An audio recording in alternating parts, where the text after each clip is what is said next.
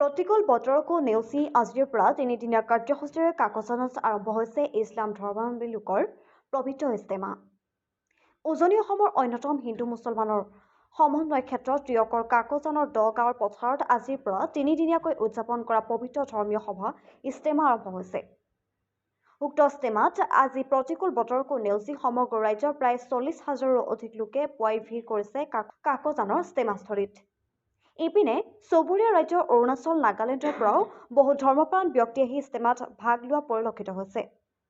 উল্লেখযোগ্য যে এই সুদূৰ দিল্লীৰ পৰা কেইবাগৰাকীও ইছলামী ধৰ্মীয় গুৰু এই ইজতেমাত উপস্থিত হৈ বিশ্ব শান্তিৰ বাবে তথা কিদৰে সকলো একত্ৰিত হৈ বেয়া কামৰ পৰা আঁতৰি সৎ চিন্তাৰে নিজৰ লগতে ওচৰ চুবুৰীয়াৰ সৈতে মিলাপ্ৰীতিৰে বসবাস কৰি শান্তি বিৰাজ কৰিব পাৰি তাৰ উপায় বিচাৰি নেদেখাজনৰ শৰণাপন্ন হৈছে আৰু ধৰ্মগুৰুৰ আদেশ পালনত ব্ৰতী হৈছে সকলো।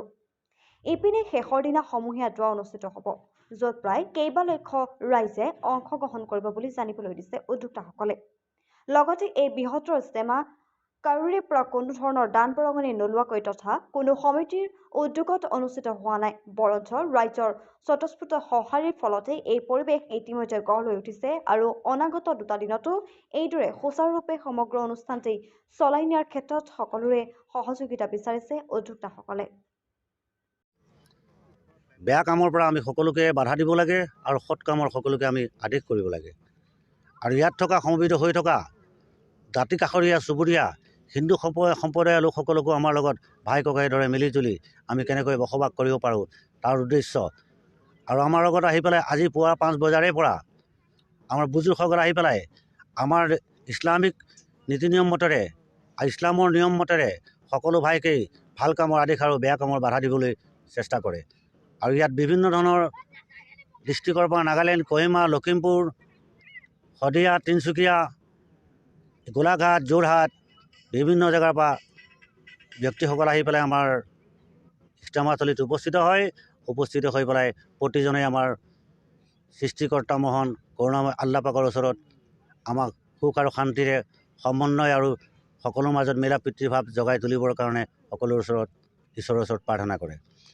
আৰু ইয়াৰ উদ্দেশ্য আমাৰ এইটোৱেই, বিভিন্ন ধৰ্মাৱলম্বী বিভিন্ন লেংগুৱেজ ভাষীসকলে যদি ইয়ালৈ আহিছে, প্ৰত্যেকজনে ইছলাম ধৰ্মত দীক্ষিত আৰু প্ৰতিজনেই আমাৰ শান্তিৰ লগতে ওচৰ চুবুৰীয়া আমাৰ অসমখনৰো সকলোৰ লগত যাতে আমি সংহতি ৰাখি সকলোৰ লগত আমি মিলা প্ৰীতি অব্যাহত থাকি আগৰ দৰে আমি থাকিব পাৰোঁ তাৰ উদ্দেশ্যেৰে আজি ইজতেমাস্থলীত আমি উপস্থিত হৈ আল্লাহ পাকৰ ওচৰত আমি দোৱা মাগিছোঁ। ইজতেমা হৈছে এখন আজিৰ পৰা আমাৰ আৰম্ভ হৈ গৈছে।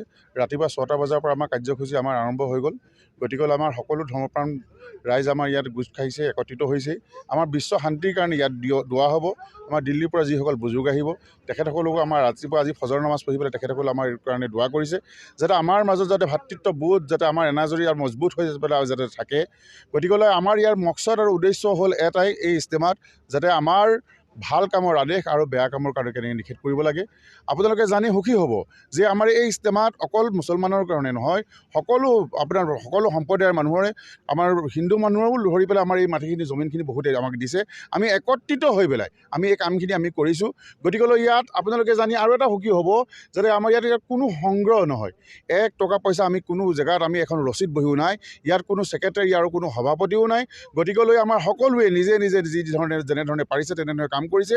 গতিকে আমাৰ তিনিদিনীয়া যিটো আমাৰ কাৰ্যসূচী আছে, এই কাৰ্যসূচী আমাৰ আজিৰ পৰা আৰম্ভ হৈ গৈছে আৰু 8 তাৰিখৰ দিনাখন ৰাতিপুৱা 9টা বজাৰ পৰা ধৰি লওক আপোনাৰ 12টা বজাৰ ভিতৰতে এইটো সময়ত এটা আমাৰ সমূহীয়া এটা দোৱা হ'ব।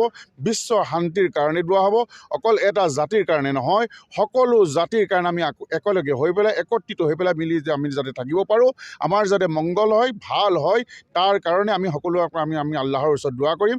গতিকে আমি উদ্যোক্তা হিচাপে আমি সকলো ধৰ্মপ্ৰাণ ৰাইজৰ কাৰণে আমি এটা অনুৰোধ ৰাখিছোঁ, যেনেধৰণে ব্যৱস্থা কৰিব লাগিছিলে ঠিক তেনেধৰণে আমি কৰিব পৰা নাই, তাত আমাৰ ত্ৰুটি থাকি যোৱাটো এইটো স্বাভাৱিক।